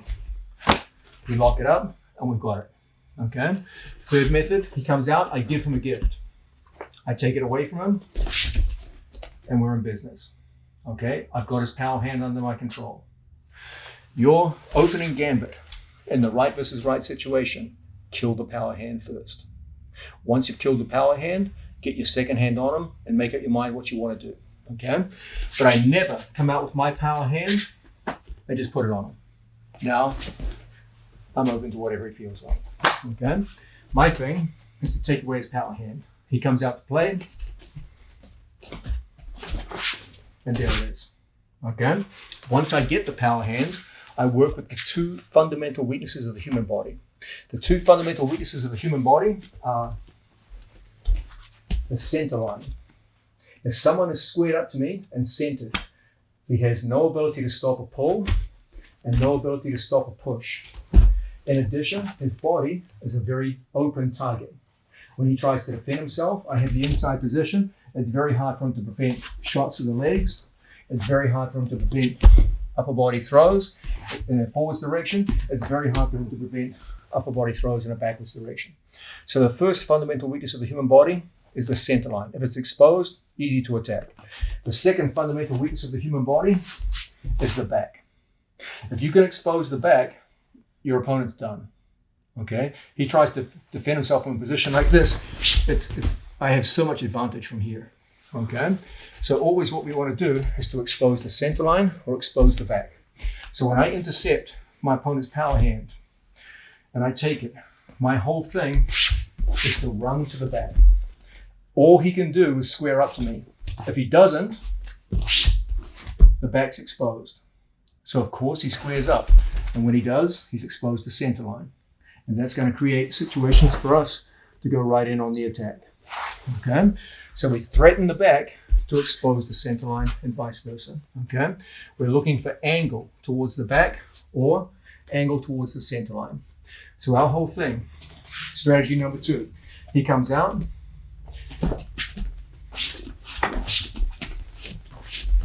And there it is. Back explosion. He squares up, center line explosion. And there's our attack. Okay? That's our major strategy for grip supremacy. The idea is deny the power hand. He tries to get a power hand, take it away. Expose our training partner's back. He comes up, put a second hand on him. Once we get 2 hands on, I've got 2 hands on him. How many does he have on me? 0. That's going to make it very easy for us to start pulling people in and now going on the attack with our various throws. Okay? So our whole thing is to create a situation where we intercept and strip away his power hand, deny him the power hand, and get situations where I have either 1 versus none or 2 versus none. 2 of my hands on him, none of his hands on me, or 1 of my hands on him, and none of his hands on me. Then we look to expose the back and the center line, and I play my attacks between back and center line. If he gives me the back, that's great, I take it. No one's going to give you the back. He's going to expose the center line instead. Then we go into our attacks. Best of all is when you get 2 hands on him, and he's got no hands on you. Okay? If I'm able to get situations where here it's 1 versus none. I got a grip, he doesn't. Then from here, it's 2 versus none. I got 2 hands on, he's got no hands on. Then from situations like this, it's going to be pretty easy for us to throw people. Okay? From here, it's an easy thing to place the man down to the mat. We'll be looking more at that later on. But that's our primary strategy once we actually get hands on somebody. Get grip supremacy. Get 2 hands on with none of his hands on. Get 1 hand on, none of his hands on. Threaten the back. He squares up, expose the center line, and then go into your throws and your takedowns. Now, let's look at strategy number 3. Best of all is the previous strategy, where you completely deny your opponent's power hand. You create situations where you have hands on him and he has no hands on you. That's the best case scenario. But let's be realistic. On someone your own size and skill level, it's not always going to happen. In fact, it may be the minority of occasions where it happens. In many cases, he's going to get hands on you and you're going to have hands on him. And you've got to be effective under those circumstances. In these cases, we don't deny the power hand, we negate the power hand. He's got a power hand, but I lessen its effectiveness, okay? Let's understand that in right versus right situation, the higher his power hand, the more it controls my head. By the time it comes to the back of my head, now he's able to easily bring my head down and break my posture. Now when he walks away from me, he loads my weight onto my toes. He puts any leg across in front of me, and I'm going to fly in those circumstances. And that's the general pattern of throwing, okay? Bring the head down, turn my shoulders, and force me into a forward roll, okay? Just like your first class ever in jiu-jitsu. What did they teach you? A forward roll, correct? They all taught you from here, shoulder goes down, and forward roll, okay? That's all a throw is. When my training partner locks up, he brings my head down, he brings my elbow across, and then from here, he puts me into a forward roll, okay? A throw is just a forced forward roll, okay? So with this in mind, I don't want him controlling my head because that's going to be bad. It's the beginning of throwing. So when he comes in here and we get equivalent grips on each other, my whole thing is I want his power hand as low down my lapel as possible. So what I do is I put tension in his arm, like so. Now he's got a strong grip. I start moving like so until I dog it down here somewhere. Now when he goes to move my head, it's much more difficult. Now I take my hand and I dog it up. So when he goes to free his head from me, I have good control of his head. When he goes to do the same to me, it's very, very difficult. So it looks like we have the same grip, but we don't. Why? Because your power hand is higher. The man with the higher power hand has better control of the opponent's head. Okay? So when we have the same grip on each other, identical, my thing is to make it non-identical. I bring my body down, and I bring his power hand low. I bring my own power hand high. Now when we go to play, I have much greater control of his head than he has of mine. Okay? Under circumstances like this, it's going to be a lot easier for us to drive this man around the mat as we want and start putting people down to the floor. Okay? So, strategy number 3. Create an inequivalence in the power hand. If we both got 2 hands on each other, we want some kind of advantage. That advantage is going to be head control. I take the higher hand, okay? I take his hand down, like so. And I take my own hand up. And as a result, it's easier for me to move this man around the mat. When he goes to stop me, it's hard for him to stop because I have great control of my training partner's head. Now, any attack we do from a situation like this is going to be highly effective. Okay, we'll be looking more at the attacks later on in the video. But it all comes from this ability to get that grip dominance. This is not a strongly dominant position. It's not like you have hands on him and he has no hands on you. You both got hands on each other. But your hands are better placed than his hands. When my power hand is higher than his, it's looking good. Okay? Second thing. As much as possible, I want to be able to turn my training partner's shoulders. Okay? The more I can create circumstances where I turn his shoulders, the easier the game is. When his shoulders are square, it's very hard to throw him forwards. I can throw him backwards, that I can do. Okay? But if I want to start throwing people, I want my power hand high and his power hand low. So that from situations like this, I can start to turn his shoulders. And when the shoulders turn, that's when the magic starts happening. Okay? So bear in mind, I want his power hand set down here. So that when I start the action of turning my body, his shoulder turns. Okay? And from here, it's going to be relatively easy to go into very strong throws and takedowns. Okay, we've been looking at our strategies in the IOTSU situation, 2 right-handed athletes squaring off with each other. We've seen that there's a strategy that pertains before we get a grip, which is to fake the upper body so we can go to the lower body. We've seen that once we initiate grips, our number 1 method of operation is to create 1 or 2 versus none, grip supremacy, where I have grips on him and he has no grips on me. Then we threaten our opponent's back. He reacts and exposes his center line. And once the center line is exposed, that's when throwing becomes possible. Okay? Then we saw in a situation where we both had grips on each other, we want to be able to make sure that our power hand is set better than his hand. We want the higher hand position. And if we can keep his hand low and our hand high, we will have better control of his head than he has of my head. And as a result, we're going to be able to turn his shoulders in a forwards direction and square his shoulders in a backwards direction. Okay? Now let's look at the situation where you're on the receiving end of a grip battle and he's getting the better of you. His hands seem to be immovable. They're well positioned and he's starting to move you around the mat and you cannot establish a power hand on the lapel. Okay? It's going to happen. There's some very, very good grip fighters out there. Okay? So we're right versus right. And I see my opponent gets a power hand. When I try to get grips on him, he just laughs at it. Okay, he bends his elbow, turns his hand. I can't break his grips. It's like, oh my God, this guy's got an iron grip and I can't break it. Okay, then he thrusts my head away from him and thrusts the head away from him. And you're like, oh my God. Then he gets a hold of your sleeve on the other side. Now, there's a situation where he's got two hands on you. You got no hands on him. You're going to fly. He turns my shoulders, moves into position, and I'm going to fly in this position. Okay.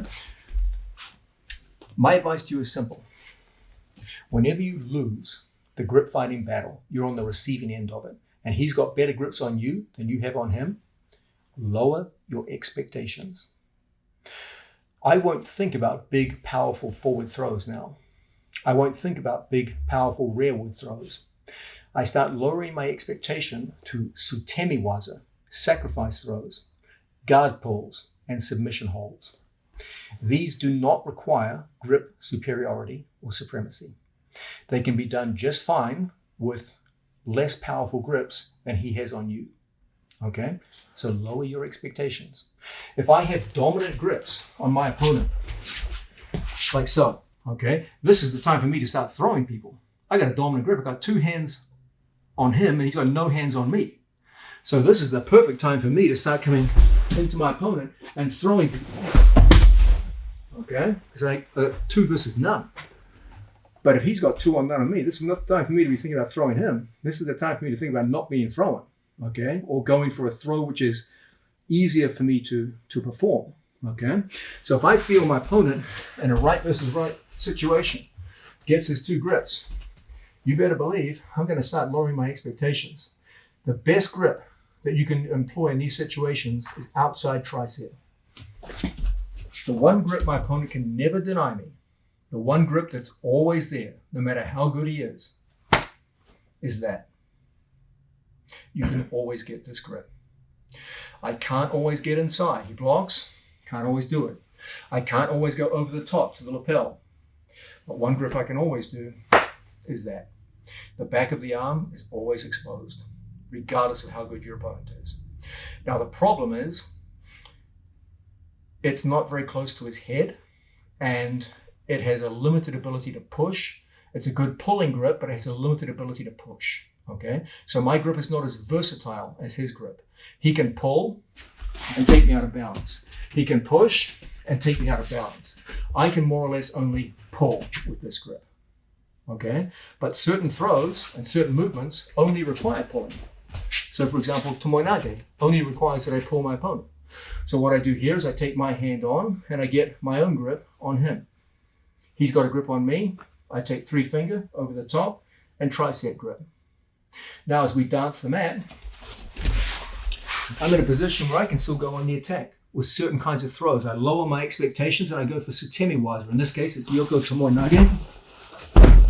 And we get a nice throw to completion.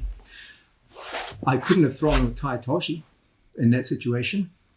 I couldn't have thrown with, it would be, I can throw with Uchimata from there, but it's more difficult. It's going to be difficult to throw with many forms of forward throw. Ouchigari would be very difficult from there. Not an easy one. But Yoko tomoe-nage is there every time. Guard pulls are there every time. I can pull them into arm bars very easily from that grip. So I just change my expectations. I go to easier techniques. The forward throws, the big throws, Tai Toshi, Uchimata, Haraigoshi, these typically require very powerful dominant grips, okay? An ability to move your opponent around the mat. But yoku tomoenage can easily be done. Even variations of sumigeshi can easily be done out of that grip. Just lower your expectations, okay? So if I'm losing a grip fighting battle, I go to strategy number 4. He wins everything, right versus right. I come in, grip, and I switch my stance.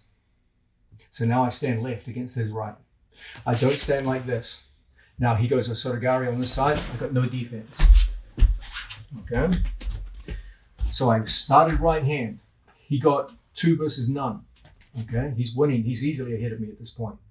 So I go in, I fix my grip, I fix my second grip, and I switch my stance. Now when he goes osotogari, I stay away from it. I draw my training partner around the mat. And we're in a position now where I can start going into other forms of attack. I could go sumigeshi, I could go tomoenage, whatever you want. Okay, I've just lowered my expectations based upon my grip.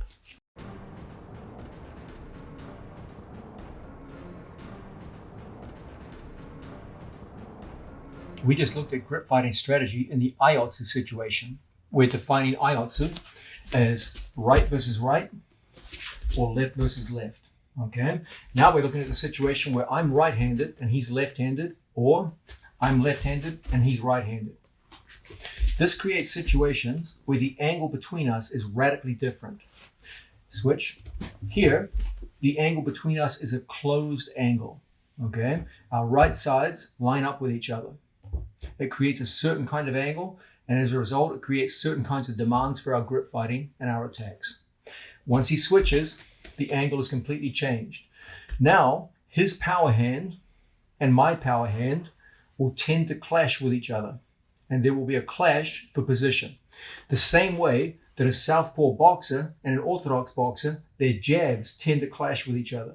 And so they have to address that by stepping in various ways to get past that clash of the lead hand and the lead foot. In jiu-jitsu, our lead hands clash, and it's hard for us to get through. Even as we both get grips on each other, now our lead legs clash. When I try to step across in front, he brings his hip in, he blocks me and checks me with the hip. Okay, so there's a clash of lead foot. You tend to be stepping on each other's feet all the time. There's a clash of lead hips, and there's a clash of lead hands. Okay, there is a vast open space between both of us that is there to be exploited by the person who knows what they're doing. Okay, first strategy in Kenkyotsu situation is the pre-grip strategy. Some things don't change. From here, as we approach, I see he's left-handed. I prepare my gi for action. My sleeves are now shortened and my lapels are ready to be defended. From here, I fake the upper body grips. Okay, I see he's concerned with the upper body. I can't shoot a double leg on this side. I'm not going to say you can't shoot a double leg. It's more difficult because my opponent's far hip is a long way away. And when I shoot, it's a long distance. So I'm going to recommend a better way for us to operate is to go ankle pick, lead side. I'm going to come straight on down, and right from here, we're going to catch. This is not a low single leg. I am not driving forward to the leg like a low single leg. My head makes contact. Instead of using my opponent's body to post, I use the floor to post. I grip all the way down here by my training partner's heel. Don't grab the leg, don't grab the pants, grab in here. Okay? Off that motion, I just make my first contact, and there's a quick pull, takes my training partner's leg away. Sometimes they'll fall like that. Other times, perhaps more likely, they'll hop on one leg and you'll stand up with the leg and go to put them down. Okay? So, once again, Kenkyotsu situation. First, I'm looking at my opponent, I prepare my jacket, and I make my assessment. He's left-handed. This is going to be a Kenkyotsu situation. My mind is already thinking, okay, Danaher, this is Kenkyotsu. What's going to be our first strategy? We come in, the pre-grip strategy. As we joust for grips, I see an opportunity to attack the lead leg. The double leg's going to be difficult, so instead, as he reaches for a lapel, I go under it, and just right from here, I catch. I use the floor as a brace. I don't overcommit and have him start gripping my belt and causing problems for me. I stay shallow, just right here. No need for the head to go forward and make contact. It's not a low single leg. It's a pick. Now from here, I go in and I catch. Okay. In many cases, your opponent will just hop on one foot. You'll stand up with the leg and put them down from there. Okay. So once again, I come forward. Yes, he's a left-hander, I see. From here, I level change. I go right on in, and there's that initial catch. Boom, right here. I pick the leg up. We come up into standing. From this situation, many ways for us to go on the attack. We can go straight and put our man down to the floor. Okay, so this would be the pre-grip strategy for the Kenkeyotsu situation. Let's look at strategy number 2 in the Kenkeyotsu situation. We're defining Kenkeyotsu as any situation where we have opposite stances. This creates an open situation where I have right forward, he has left forward, and there's an open space in front of us. The man who knows what he's doing under these circumstances can utilize that open space to create very strong forms of attack from here if you know what you're up to. As always, the best strategy with gripping is strategies where you have a decisive grip upon your opponent and he has a very poor grip upon you. That asymmetry in grip is the first thing we're looking for in the standing position. Once we've established our stance, we want to get some form of dominance in the grip. The most dominant forms of grip are those where you have hands on your opponent, well-placed hands on your opponent, and he has no hands on you. That's always the best situation. Can't always do it, but when you can, magic starts to happen. In the Kenkeyotsu situation, as we approach our opponent, I come forward and I see, yes, he's a left-hander. I'm standing right, he's left. We're going to go to Kenkeyotsu strategy. The best thing we can do under these circumstances is interception or stripping that creates the cross-cuff grip. This leads us directly into what I believe is the single most effective gripping strategy in all of jiu-jitsu. Of all the gripping strategies, it is the one best adapted to the sport of jiu-jitsu. It creates a situation where you have two hands on him, he has no hands on you, and you have back exposure on your opponent. And some of the easiest and most effective takedowns in the sport right in front of you. Okay, so we come out towards our training partner, and from here, yes, it's Kenkeyotsu. He comes in and makes his grip. I peel the grip off. I go cross cuff. From here, we take everything by and I throw my hand over the top. I now have two hands on my opponent. He has no hands on me. There is no reason in a situation like this where I can't quickly get my opponent's hands to the mat. I just step in and the hands go to the floor and we're ready to go into groundwork with a decisive advantage. I have back exposure. I'm ready to play. The match has barely started and you're halfway to your opponent's back. So once again, we come out, left side forward. In my mind, I'm already thinking, this is a Kenkeyotsu situation. How will I address the grip fight? Kenkeyotsu. From here, he comes to reach, interception. Hand goes by. I have a grip on him. He has no grip on me. I go scapular grip, and from here we have his arm trapped. When he tries to pull away from me, it's very, very difficult. There's so many attacks in this position that we can work with, okay? We'll be seeing a whole bunch of them very, very soon. But the simplest thing is just to get his hands straight down to the floor, okay? Now the match has barely begun and you're in a match-winning situation right from the start, okay? So our number one strategy is to take away his power hand and establish your own as a scapular grip that puts you into an arm trap grip where you have two hands on him and he has no hands on you. And as a result, from here, there's a vast number of throws. Okay, you can really start launching people from here with very little risk and very little skill. So once again, we come out towards our training partner. I'm righty, he's lefty. Interception, over the top, and now we've got hands on. Even if you put a hand on me, it's 2 versus 1, and his grip is very, very poor. My grip is excellent. Okay? Now, his hand's not going to stop him from putting hands on the mat. And now we're in the perfect position to go right in and start attacking people. This is by far and away my favorite way to operate in the Kenkeyotsu situation in standing position. In my opinion, this simple, highly effective methodology is the best adapted gripping strategy in the entire sport of jiu-jitsu. I literally cannot believe that more people don't do this. It just stuns me that this is not the go-to method of jiu-jitsu players. It should be. It's easy, it's deadly effective, and it starts the match halfway to your opponent's back. What more could you ask for? Okay. Now, different ways for us to operate. Sometimes in situations like this, we come out, Kenki-Yotsu, a different way for us to operate. My opponent reaches for my body and I use a slap method to bring the hand across. So instead of intercepting here, he comes out and I just lock it in like so. Now I just hug it. My hand goes over the top, just like before, we put his hands down on the mat. Okay, so this would be the second method, or sorry, the second strategy for the Kenki-Yotsu situation, standing position. Now, let's look at the third strategy for the Kenki-Yotsu situation. The best strategy is always to deny your opponent grips so that you have two hands on him and he has no hands on you. But realistically, you're not always going to be able to do this. He's a good grip fighter, you're a good grip fighter, you're going to get hands on each other. In these circumstances, the idea is not to completely break his grips. The idea is to negate his grips. We saw in the Iotsu situation, it had to do with the height of our grips. I want his power hand lower than my power hand. Okay? If I can get my power hand higher than his, you're going to have a considerable advantage. When he goes to move your head, it's difficult. But when I go to move his head, it's very easy. Okay? What about Kenki-Yotsu? How do we deal with this? First things to understand is you've got two choices. Our lead hands can clash with each other.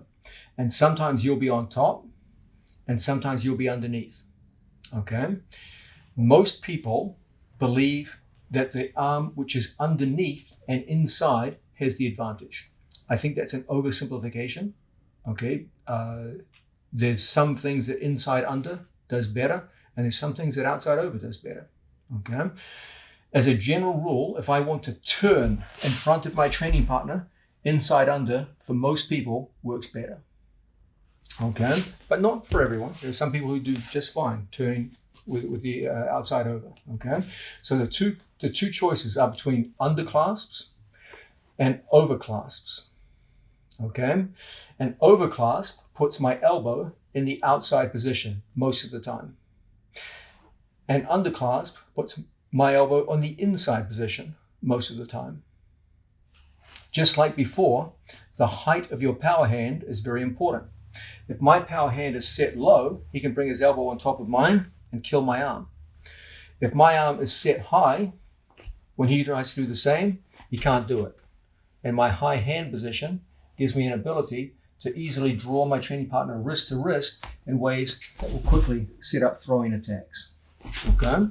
So, when we come out towards our training partner, let's look first at the underclasp strategy.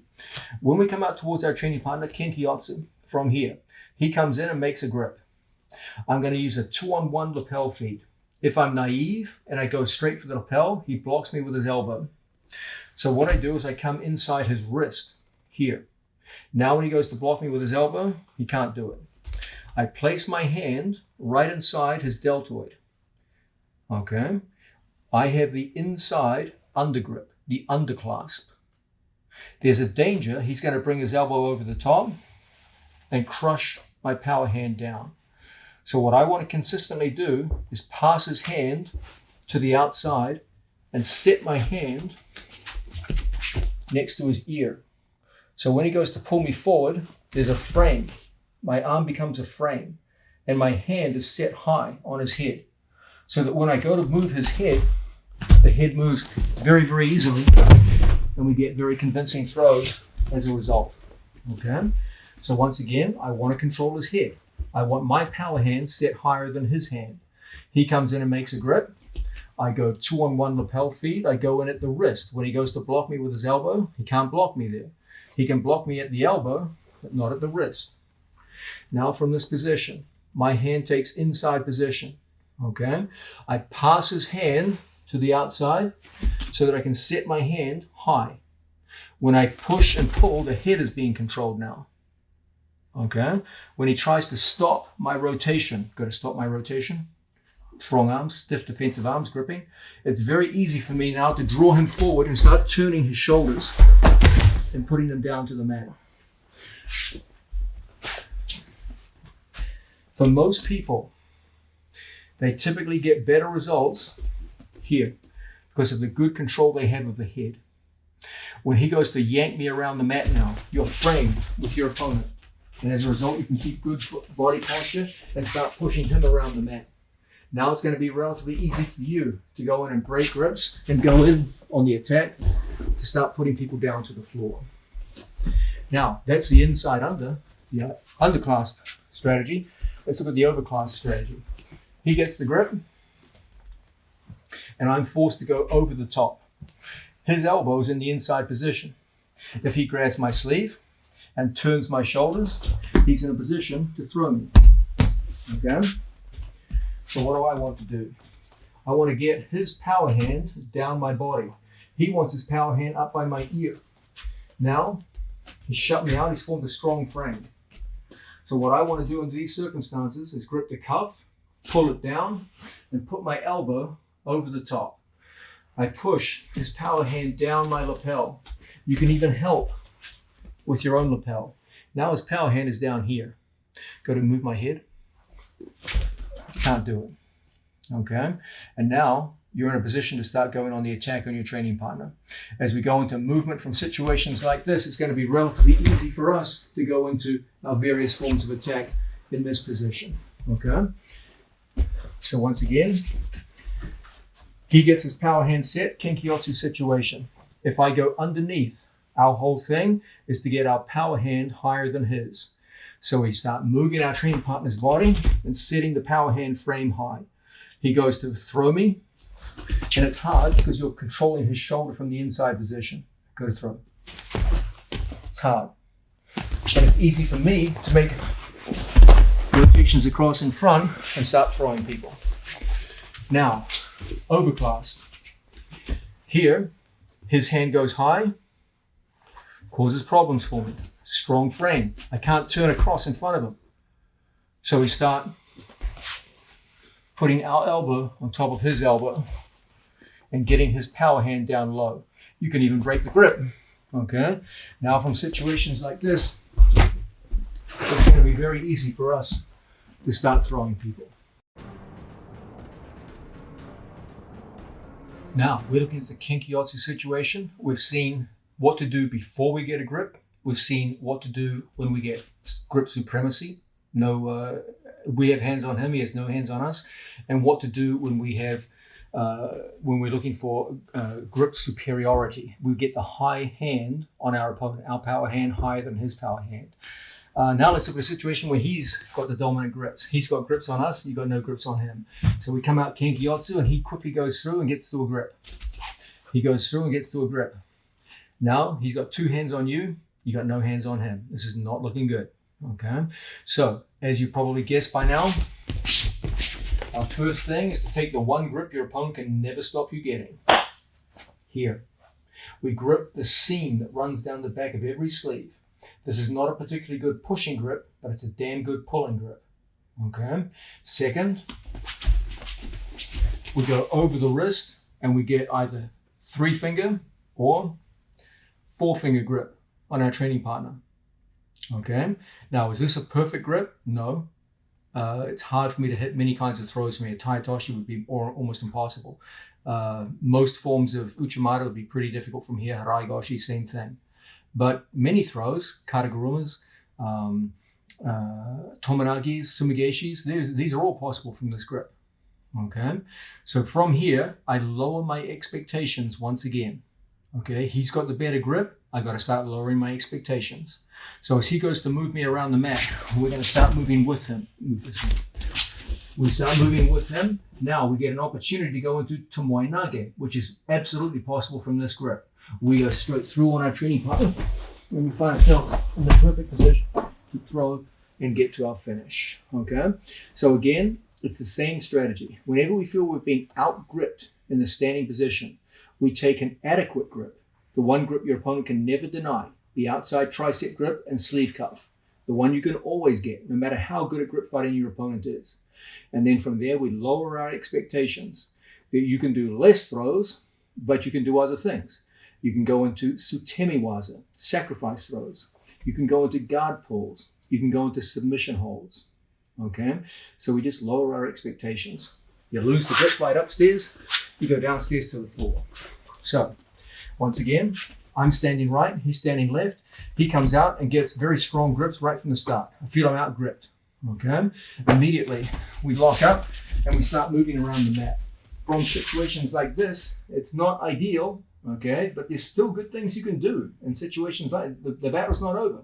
Okay, and we'll see that from situations like this, it's not impossible for us to start going into very effective attacks under these situations, to start knocking our opponent down to the floor and coming up into top position. There's still good things we can do from there. Okay, usually they involve going down to the mat, the so-called sutemi-waza, and throwing people like so.